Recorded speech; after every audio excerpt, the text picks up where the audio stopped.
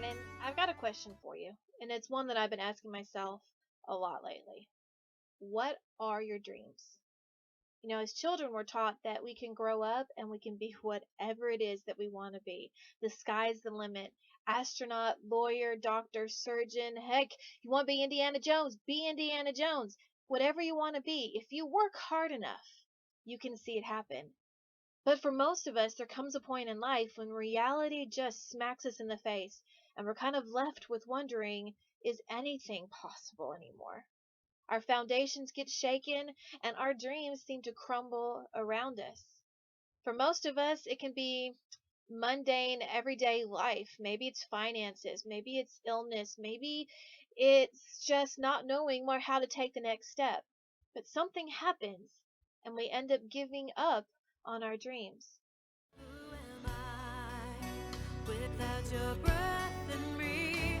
Who am I without you There are some dreams that are really worth holding on to, some dreams that we didn't place in there, but rather God placed in there.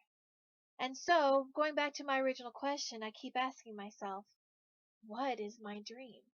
2016 honestly started off very rough, or actually, let's just be more specific. 2015 ended very rough. I had pushed myself doing some things that I really loved to do, and I ended up collapsing in a parking lot right before New Year's Eve. At that moment, I didn't realize what was really happening. But doctor's visits later showed me that a disease that I have been battling my whole entire life that I can remember has gotten worse. And I'm struggling with this concept that maybe my life won't be as long as I had hoped it would be. And that is a terrifying thing to realize. However, I could live till be 80, and someone watching this video could die tomorrow. It doesn't matter how much time we have left. I think the thing that matters is what am I going to do with the time that I was given today? And so instead of feeling sorry for myself, instead of feeling regret or fear of what the future will hold, I have decided to do the opposite. I have decided to do the unthinkable and go after the impossible. 2016 for me is going to be the year to dream big. And so my challenge to you is one, figure out what is your dream? What is that calling or that destiny that you have been holding on to for years but gave up on because you thought that it is impossible? And two, what is it that is standing in your way?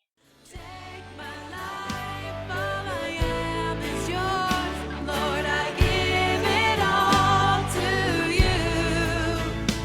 In these moments here, when I lay at your feet, I know who Know I that if I move forward in faith that my God will meet me, because this journey that I'm walking, I am convinced, isn't one for my own selfish needs, but it's one that is God is calling me towards.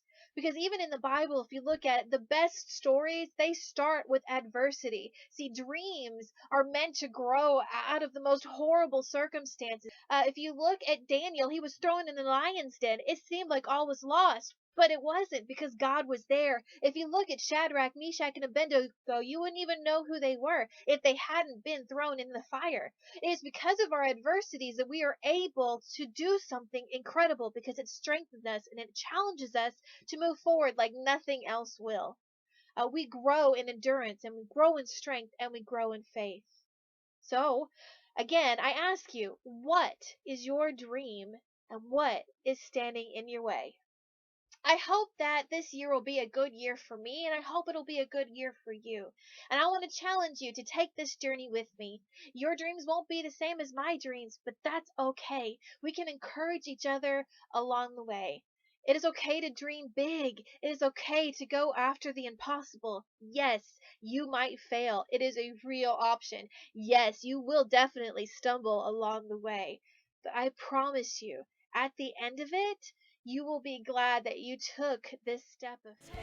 my life, all I am is yours, Lord. I give it all to you. So, will you join me in 2016 in dreaming big? If so, you can like our blog, you can follow me on Facebook and on Twitter, and I just like to hear your stories of what you plan to do in 2016, and maybe even what are some of the obstacles that are standing in your way, and we can join together in prayer as we move forward into what God has called us to be.